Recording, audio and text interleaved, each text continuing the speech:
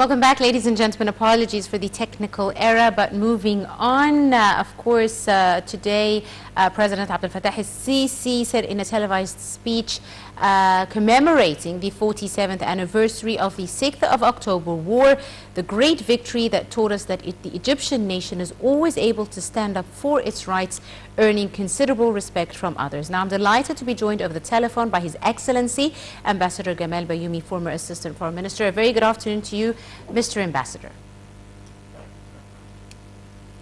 Ambassador Gamal? Good afternoon to you, sir.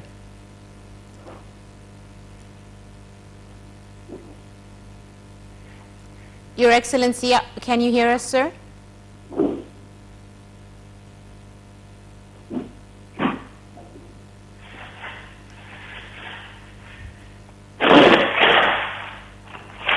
Ambassador Gamal Baioumy, are you with us, sir, on the line? Right. Apologies. Yes. Ambassador Gamal, thank you very much, sir, for joining us, Mr. Ambassador. Thank you very much, Mr. Ambassador. Now, of course, we witnessed President Abdel Fattah al-Sisi's speech and address commemorating the 47th anniversary of the 6th of October war. The President greeted the October generation who achieved victory and, of course, raised the flag of the homeland on its sacred soil. Now, one of the greatest Egyptian weapons for this war were the Egyptian soldiers themselves. Mr. Ambassador, who of course fought very bravely in the face of a vicious enemy. Could you please tell us a bit more about the heroism of the soldiers who fought this victorious war? As a matter of fact, those who made this victory, they are individuals like all of us. They are brothers and sons. Yes. And all the Egyptians made this victory. Because as a matter of fact, the arms were not completed. Yes. We were lack of armament. I have seen myself a sort of a document stating a meeting between one high official in Egypt and one high official in our main source of arms, telling him that wait, don't try to start any war. It's not the time to do that. We shall come to you, but slowly but surely. All these ways of trying to make Egypt not to commit the war of liberation. And thank God that we have this very brave decision. This was not a normal decision. It's a decision of the leader of Egypt, and thanks to our President Abdel Fattah al-Sisi, who mentioned Gamal Abdel Nasser, who mentioned Anwar al-Sadat, also Yes. who made this victory. Absolutely. But after all, it is the Egyptian simple soldier who crossed the canal in a very primitive way.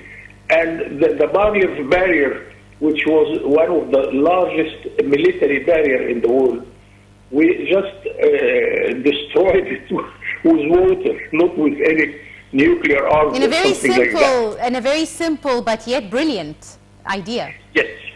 And I have read a nice Israeli book about this, this war, that they were surprised that, of course, when you have a tank, it has to be defeated by another tank. Yes. No, those who defeated the Israeli tanks were Egyptian walking soldiers with the RPG on his shoulder.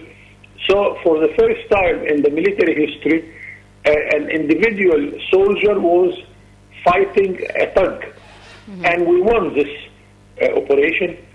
And I feel very sympathizing about this, because one of my cousins was a victim of the 10th of October tank war. So every family in Egypt participated. Yes. By one Indeed. of the person of the family Absolutely. for this war. Absolutely. Mr. Ambassador, as you said, every single family has a family member who was a part of this victorious war, indeed. Certainly. Absolutely. Now, also the October War was a great demonstration of Arab solidarity because other armies were as one with the Egyptian army. Could you tell us a bit more about this victory for Arab solidarity at the time? I will tell you a surprise. I was not in Egypt during the October War. I was very far in Brazil, in Rio de Janeiro, where we have a big Arab community, of course. Yes. And when the war started in Cairo, at 2 o'clock Cairo time, Yes. it was 7 o'clock in the morning in Rio de Janeiro. And I felt immediately that something great is happening in Egypt, because one Brazilian friend phoned me and he said, wake up and try to catch the news. Your country is making a victory. By that time, in 1973, in Brazil, you cannot hear any source of media from Egypt unless I go to the Corcovado mountain nearby the Christ statue with my car, trying to listen in the afternoon to the voice of Egypt. Yes. But anyway, what made me very satisfied that the whole Brazilian media came to us trying to have our news and to make some remarks about what was going on. So I was trying to say something in general, but the Arab community were around us. We were proud of what was happening. The oil war, parallel to the October War, where it jumps with the price of oil from $2.50 to $40 in a few days. And, of course, the Arabs were surrounding us. They were proud of Egypt. Yes, of course. And I cannot count how many times we were invited to the Monte Lebanon Club, or the Syro-Lebanese Club, or the Syrian Club. Because you know that the Syrian and the Lebanese community is very large in Brazil. Also the Palestinian community. Yes. Also the part of the Brazilian army who was in the international forces to keep peace in Sinai. And they came back all with all sympathy with Egypt. Brazilians, they love Egypt, they love Egyptian history also. Yes. So that was a sort of very different experience. And thank God the results are beyond anybody's imagination. Thank God we salute our army, we salute our sons and brothers who made this success story happen. And we should have this spirit, the spirit of October all the time in all what we are doing. Absolutely. In order to make always the good things in a good way. Absolutely. Mr. Ambassador, one final question, sir, if I may.